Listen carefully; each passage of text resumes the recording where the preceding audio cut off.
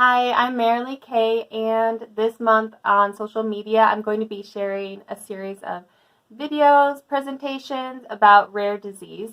If you're watching this on YouTube, it's all going to be compiled. I normally share music-related content, but if you aren't aware, my music is often about rare disease or the impact that it has had on my family. So February has the last day of this month is Rare Disease Day. So leading up to that day, I'm doing a special series about GM1 Gangliosidosis.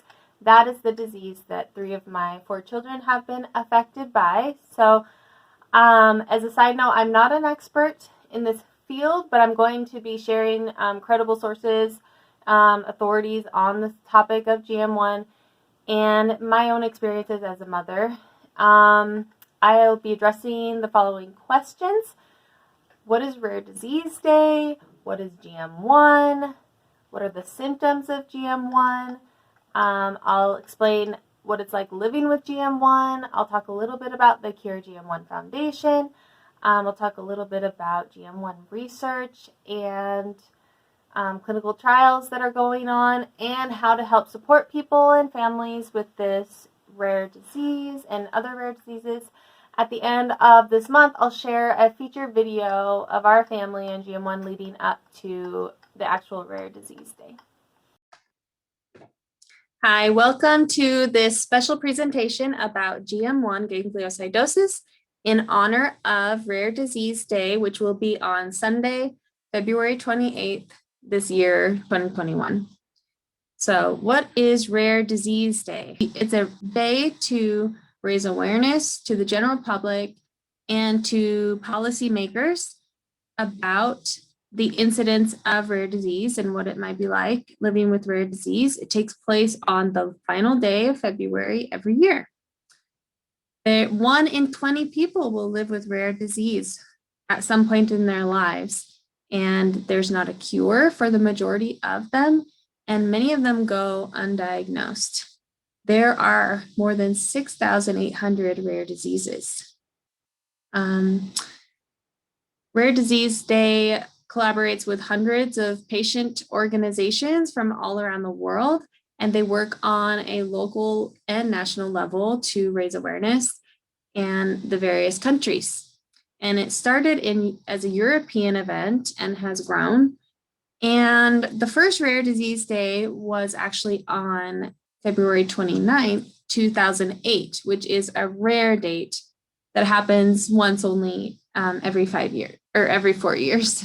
So GM1 gangliosidosis is one of nearly 50 lysosomal storage disorders. It falls under that category of a storage disease. And storage diseases are metabolic diseases. They are inherited or they're genetic, and they are characterized by a buildup of those toxic materials in the body cells. So the body basically, because of a genetic mutation in the gene, they don't produce enough of a certain enzyme. And without that enzyme being able to function normally, it can't recycle those toxic materials out of the body's cells in the lysosomal part of the cell. Just, you might recognize a few of these: Batten disease, Niemann-Pick disease, Tay-Sachs disease. Tay-Sachs disease is very closely related to GM1. So what is GM1? It is an autosomal recessive disease, meaning that each parent carries one copy of the mutated gene and passes that on. There are currently no therapies, no treatments, no cures, and those individuals have low levels of enzyme and they can't work to properly break down that GM1 ganglioside, and accumulation in those cells is neurotoxic to the brain and those peripheral tissues. The 3 types are a spectrum: type 1, type 2, and type 3. And so I'll explain that in a minute. The types are based off of the age of onset. So the earlier they have symptoms, the more rapid the disease will progress. And it's also based off of those levels of the enzyme. Here's an image showing parents both have copies of one working gene and one non-working gene. So there's a 1 in 4 chance each time you have a child that they will have the condition. So we actually had both ends, that both 25% chances. We had 3 children with the condition, and then we had one child without the condition, and that is not a carrier. So this disease is estimated to be about 1 in 100,000 to 200,000 births, but it's likely underdiagnosed because the symptoms at first are really general. There's hypotonia, which is low muscle tone, seizures, developmental delay. Those are kind of common symptoms over a lot of diseases, but there is a specific symptom called the cherry red spot, and it is found in infantile, but only about 50% of those. It's found in, it's a cherry red spot that's found at the back of the eye. So there's no newborn screening for GM1, although we're working to get it. The Cure GM1 Foundation is working with other groups to get it into New York. It is found globally, but it's higher in some places due to founder effects. So in Brazil, it's estimated to be about 1 in 17,000, Roma 1 in 10,000, Maltese 1 in 3,700. So a little bit more common. The 3 types of GM1 are type 1, type 2A, B, and type 3. So you've got infantile, which begins before the first 6 months of life. You'll see symptoms, and they don't usually reach new milestones after that. After 6 years, prognosis is maybe to the age of 2, and they have that low enzyme level from negligible amounts to about 5%. Then there's the type 2A, late infantile, which is the type that my sons have.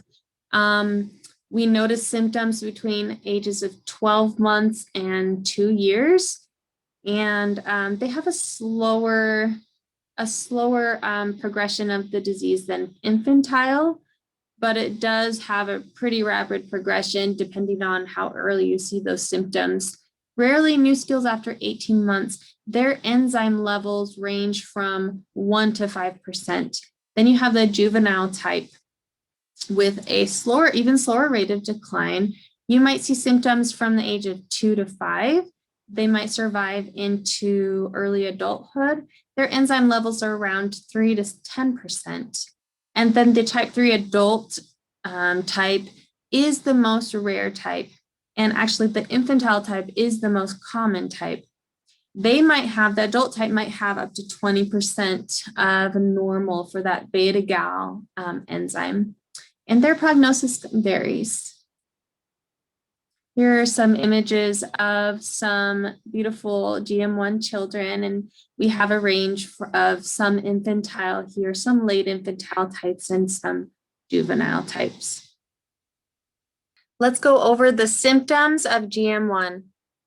There are neurologic symptoms, developmental delay is huge, and then the development is arrested, as in stopped, and then beginning to regress, and basically losing all of those skills that they had gained. A startle reaction to loud noises. My son Eli had that a lot toward the end of his life. Tonic-clonic seizures. Seizures can be a big problem with GM1. Brain atrophy, where the brain, if you see an MRI, it really does start to shrink. Speech delay and speech loss, that slowing down of thought, that slower reaction, and less physical movements. The muscular system is affected. Low muscle tone, at first developing into spasticity, where the muscles really are super tight and you can't like stretch their arms up. My son Evan has that right now. Joint contractures, stiffness, there's a little bit of constriction in those joints. And then they could have twitching or spastic tendencies. They could have abnormal postures. My son Eli, he would have his head arched back a lot and his back arched a lot. Balance disorder and lack of coordination, just really not being able to control their movements. And then they could have a stunted growth. With the eyes, you'll find strabismus, misaligned eyes. Eli and Evan both had misaligned eyes by the time they were age 2. Also could have fast movements, which I did notice as well.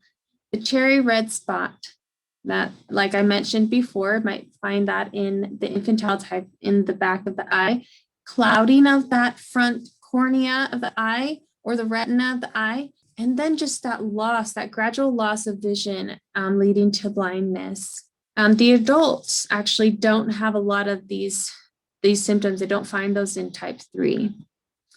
Dysmorphic features you'll find in infantile and cardiovascular, more common in infantile. The skeletal abnormalities will be more with all the types. My son Eli, he had this pronounced kyphosis in his lower lumbar of the spine, and where those vertebrae become wedged, that is common as well. They could also have a combination of kyphosis mixed with scoliosis. And then there can be these facial dysmorphic features with the infantile type, and then those cardiomyopathy heart problems. Other symptoms could be enlarged liver and spleen that's found in the infantile, and the hearing loss is also most severe in infantile. There's this atlantoaxial instability, which is where these top two vertebrae of the spine, the top of the neck, can be too loose and they can move too much to the point where it's unstable and their head can tilt back and forward really far, which I noticed with Eli as well. Swallowing disturbances and thicker mucus production causing choking, can be a big problem. Pneumonia, infections towards the end of life, congestive heart failure. So there are no disease-altering treatments, but there are ways to manage those symptoms, and they can range from life-extending interventions such as a feeding tube or trach, comfort measures like a massage and relaxation, less invasive. Seizure meds are common, as well as just making sure they have proper nutrition and hydration. And one point I want to make is that restricting your diet, it does not prevent that toxic buildup in those cells and tissues. Now I'm going to talk a little bit about what it's like living with GM1, at least from our perspective. I made this video, kind of a life summary video. It's up on my YouTube channel about Eli's life. He was born fine with no issues. We had our older daughter as well. And he learned to walk at a pretty young age. I think he's around 10 months there. And we didn't really notice any problems after age 1. For months, he seemed like he was still struggling with walking, even though he'd been walking for a while. He just seemed to be kind of loosey-goosey in his movements. He would fall easily. He was clumsy. And we just thought it was because he was so chubby. We just said, oh, he's top heavy. But, he had good comprehension at that point. He could say some simple words and follow some simple directions. He could push buttons on his little music toy and communicate his wants and needs.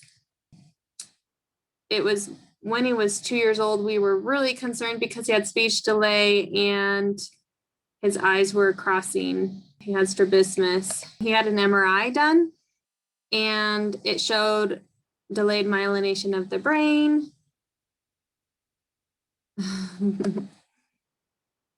And then when he was 3.5, we had another baby, and Eli, his balance is getting worse. He has kyphosis in his spine, lower spine, and so he's wearing a back brace. He's gotten multiple eye surgeries, having more troubles with falling over, but you can see he could still do so much. Just not quite the same as other kids his age. There's just a little part where you can really see him beginning to struggle with his walking. This is getting closer to when he is losing that ability. He's getting worse, weaker and weaker as time goes on.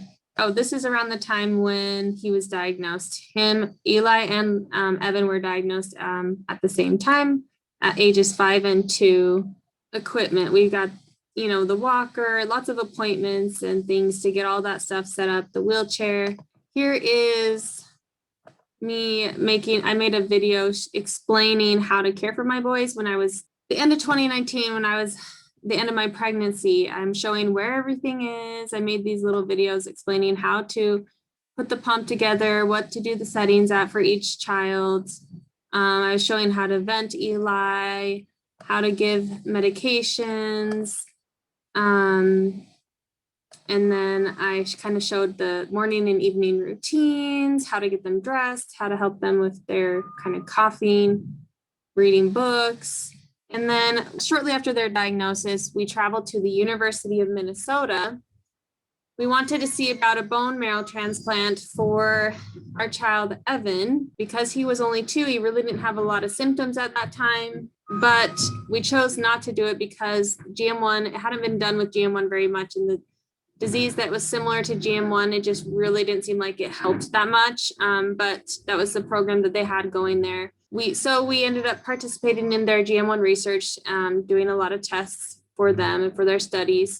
We also went to the to NIH to participate in the natural history study for GM1, did EEGs, x-rays, saw a ton of different specialists, look at their eyes, did MRIs for each of them, spinal taps, I don't know, all of the stuff, developmental studies, seeing all the different therapists, helped them, give them some information for their natural history study. Sorry, if you don't know what a natural history study is, it's just studying the natural course of the disease because there was no treatment at the time. They were studying what happens in all the different parts of the body and the different systems with the natural course of the disease. We went on a Make-A-Wish trip, which was amazing and so fun and exhausting. With Eli, we went to Give Kids the World and Disney World, had a wonderful time there. With Evan, we did a Make-A-Wish as well when he was older and worked with his Vail Inclusive Preschool to build some music equipment for their outdoor playground. Participated in fundraisers like this run walk, which Evan's school was super supportive of, and Eli's school.